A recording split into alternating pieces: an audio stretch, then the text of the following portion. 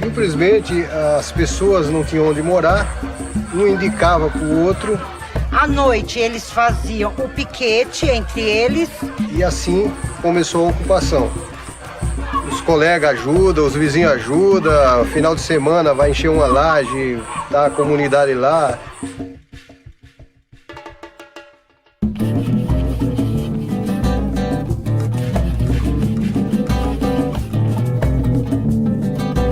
A ideia de fazer o vídeo, ela surgiu a partir da necessidade de ter mais um instrumento para a educação, tanto do pessoal de prefeitura como de população, principalmente a população. As áreas de risco, elas se formam porque a população normalmente ela não tem dinheiro, né? Ela não tem condições de habitar em um terreno que seja um terreno bom para a construção, então elas migram para essas áreas que sobram na cidade, né? Que são os terrenos mais baratos. Elas chegam a esse local, uma área de encosta, por exemplo. Os primeiros ocupam a parte de baixo, que é mais fácil de ser ocupada, e os últimos vão ocupar as partes mais inclinadas, as encostas. Para que você determine se uma área é de risco, você deve levar em conta pelo menos duas coisas. A primeira é o meio físico, a questão de geologia, dos solos, da inclinação das encostas, que é o relevo, e o problema da ocupação, o tipo de ocupação. Se eu tenho moradias de baixo padrão construtivo, elas são mais vulneráveis a ser atingidas por um escorregamento. Se eu tenho uma moradia de bom padrão construtivo, moradias de alvenaria, elas são mais resistentes, ou seja, menos vulneráveis, né, a ser atingida pelo processo. Quando você vai ter uma ocupação, a população faz uma escavação no talude natural, formando então o talude de corte. Esse material escavado é lançado na encosta, formando o aterro lançado.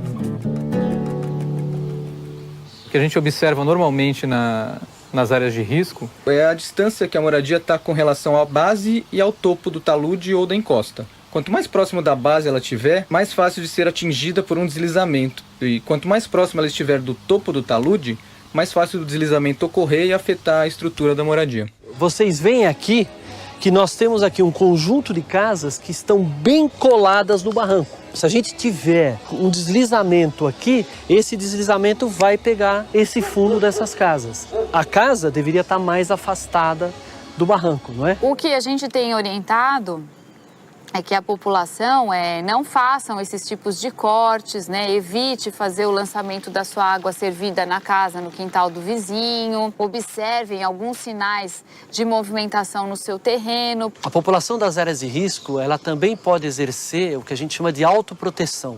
Ou seja, ela pode observar esses sinais que pode acontecer um deslizamento e tomar a providência de chamar a Defesa Civil e sair da sua casa. Defesa Civil, Cristiano? Sim, é que eu tô com uma rachadura aqui na minha casa. Tá, é muito grande? A rachadura tá bem grande, sim. Tá indo de cima a embaixo até o chão. E a largura dela? Mais ou menos de 2 a 3 dedos. Tem mais gente com a senhora aí? Tá, 2 crianças. Nós estaremos encaminhando para a senhora um pessoal qualificado para fazer a vistoria técnica e o acompanhamento do seu caso. Ah, tá bom, então eu aguardo, tá? Obrigado.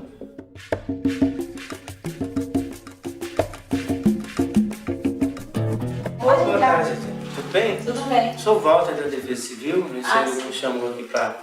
Essa rachadura que apareceu, ó. Ah, tá. Pelo que eu vejo nas outras estruturas aqui da casa, pra cá tá bom, né?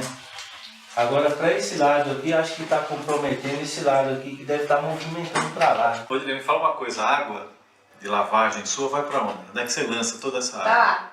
Pro canto aqui da casa? Pra frente do barranco? É uma situação bastante crítica em relação, para quem mora no morro. E começam a aparecer esses sinais, né? Uma rachadura, né? Então a gente sempre recomenda que se trabalhe com essa questão da água, essa água está lançando, ou não lançar mais, Como a água é o principal causador do deslizamento, você tem que cuidar daquela água que a pessoa usa na sua casa. E para isso você tem que fazer sistemas de drenagem eficientes que tirem a água do terreno e levem para a área, para a parte de baixo da encosta. O que a gente está observando aqui é o que a gente chama de lançamento de água servida em superfície. Normalmente o deslizamento ele se dá em época de chuva, pela água que se infiltra no solo e vai aumentando a sua umidade. E além dessa água da chuva, o esgoto lançado nas encostas, ele aumenta ainda mais a possibilidade desse deslizamento ocorrer. Quando você vai ter um deslizamento, o solo movimenta-se e descola da parte de cima da encosta. E aí você tem a formação do que a gente chama de trinca. Aí você pode ter uma trinca no solo, uma trinca no chão da casa ou uma trinca na parede da casa. Na verdade a gente está mostrando, né, uma das principais evidências de movimentação de um terreno, né, de um barranco. Essa trinca tem uma espessura bastante razoável, né?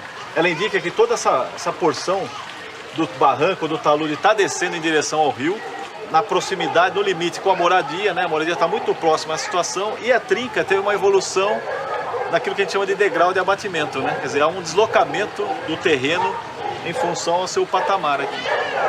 Essa é a trinca da moradia, também uma das evidências de movimentação para deslizamentos. Então sempre que a gente observar essas trincas, a gente pode ver até a abertura dela, é uma abertura relativamente grande, que indica que realmente o processo aqui de escorregamento está instalado e essa moradia está realmente se movimentando e a tendência é que ela continue descendo e vá desabar. Aqui eu sei que aqui é bem reto. Aqui já tem até aqui o piso tem uma lombadinha. Porque aqui você pegou a terra firme, né? Agora aqui já foi como até que você puxou do próprio barranco e aterrou e ampliou aqui para frente para acontecer isso aí. Por isso que acontece. Tá. Normalmente a gente usa, quando a gente vai fazer a vistoria no local, a gente pega uma régua e faz um risco de assim, vertical, outro de cá. Aí você mede. Vamos supor, você pode colocar 20 centímetros aqui de um risco no outro. E ali os dias você viu que está dilatando, se já deu 21, ou 20,5, ou 22, você pode saber que ela está indo muito mais. Porque se os risquinhos estão se afastando, quer dizer que a própria rachadura está aumentando. E aqui atrás, né, teve um deslizamento aí, desceu o material junto com a bananeira, né? Estacionou aí. Mas a parede ali não tem problema teve nenhum, problema. certo? Só a bananeira que bateu ali que abriu um buraquinho. Então que a gente vai usar aquele buraco até fazer uma janela. Em geral, a vegetação natural ela ajuda a proteger o solo, assim como as gramíneas. E às vezes nós temos as bananeiras e outros tipos de vegetação que acumulam muita água e é bastante prejudicial à encosta. Em algumas situações, você vai ter postes, árvores e muros exatamente onde o solo está se movimentando.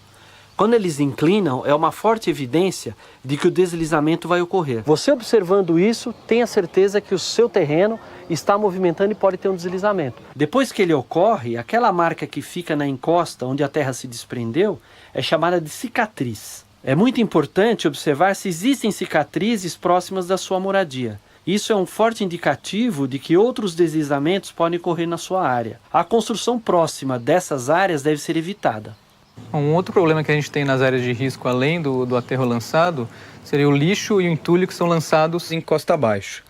Esse é um material que ele não tem uma resistência, ele não tem uma liga. Quando chove, é mais fácil dele deslizar e atingir as moradias que estão abaixo. A pessoa que mora na parte de cima, ela joga esse lixo, joga esse entulho, ela não sabe que, na verdade, ela gera um risco para o vizinho dele que mora em costa abaixo. Em situações que você tem chuvas, a água do escoamento superficial, ou da chuva ou do escoamento concentrado, ela vai remobilizar esse material, esse lixo, e ele pode descer em costa. Então, já tivemos várias situações de escorregamentos em áreas com lixo, né, material que chegou a fazer vítimas fatais. As pessoas vêm de um aluguel difícil, então não tem para onde ir, vai fazendo a sua moradia. Quem não gostaria de morar num local decente? Acho que todos os moradores que moram nessa área vieram para sair do aluguel. Acho que todos gostariam de morar num lugar sem risco, né? É claro que todo mundo deveria morar num lugar seguro. Mas se você já vive numa área de risco, lembre-se que existem maneiras de se autoproteger. Não faça cortes tão altos e inclinados no seu terreno. Afaste a casa o máximo possível do barranco. Lembre-se que não é só a água da chuva que causa deslizamento. Não jogue a água e o esgoto no seu terreno ou no terreno do vizinho. Não jogue lixo, entulho, terra escavada barranco abaixo, que esses materiais também podem deslizar. Fique alerta aos sinais que indicam que o terreno está se movimentando, como as trincas ou rachaduras no chão e nas paredes, a inclinação de postes, árvores, muros. E o mais importante, em época de chuva, se você perceber que a sua casa está em risco, chame a Defesa Civil e saia imediatamente. Lembre-se que a vida é o bem mais precioso que você tem. Converse com a prefeitura da sua cidade, informe sobre os problemas que você observa na sua casa e no seu bairro. As áreas de risco são um problema dos moradores, dos governos e da sociedade como um todo. Para resolvê-lo, cada um tem que fazer a sua parte.